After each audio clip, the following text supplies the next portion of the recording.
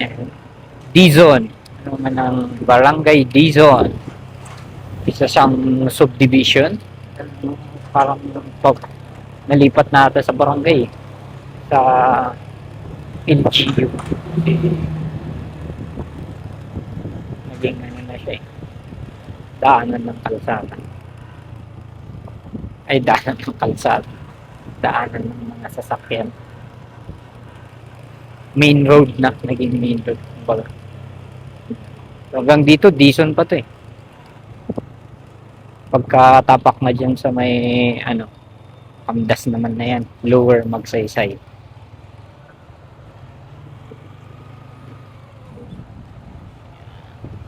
So, dito sa, ano, yan, lagi nating sinasabi, may speed limit pagpasok mo dito sa Magsaysay. Dito naman wala pa, dito no park. Pero, pagpapunta na ng, ano, dyan, papuntang Magsaysay, Upper Magsaysay, ganun. Dito.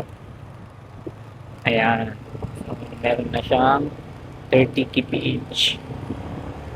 Yung flyover, 20 nga lang yan eh. Yung ito. Flyover na yan. Ito. 20 kph lang siya.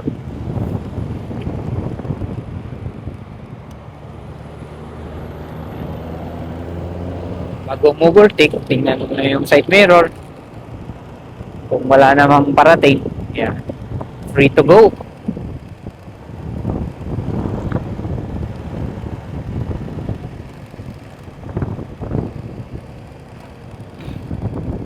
Tapos, laging tandaanan pag andito kayo, anong tawag dito? King of the road. Yung king of the road, pedestrian. Lagi ka dapat mag-slow down pag sa mga pedestrian, parang ganyan. May parating. So, slow down tayo. Go. Ganun lagi dito. Kaya, tapos, bawal mong apakan yan pag traffic. Pag ginawa mo yun, uhulihin ka nila. No-obstruct mo kasi yung pedestrian lane.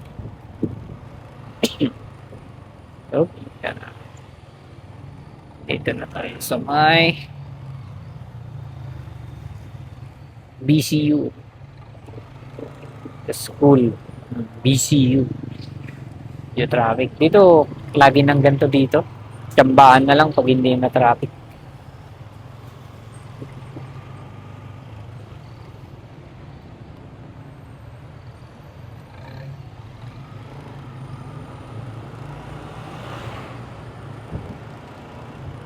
Yup.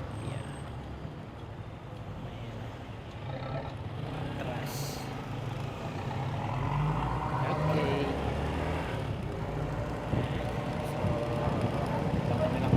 Pilando. Ito naman yung BCU, Central University. Walang traffic ah. Wala masyado. Walang ganap. Alright, hanggang dito na lang tayo. See you again next time. Right. Stop recording.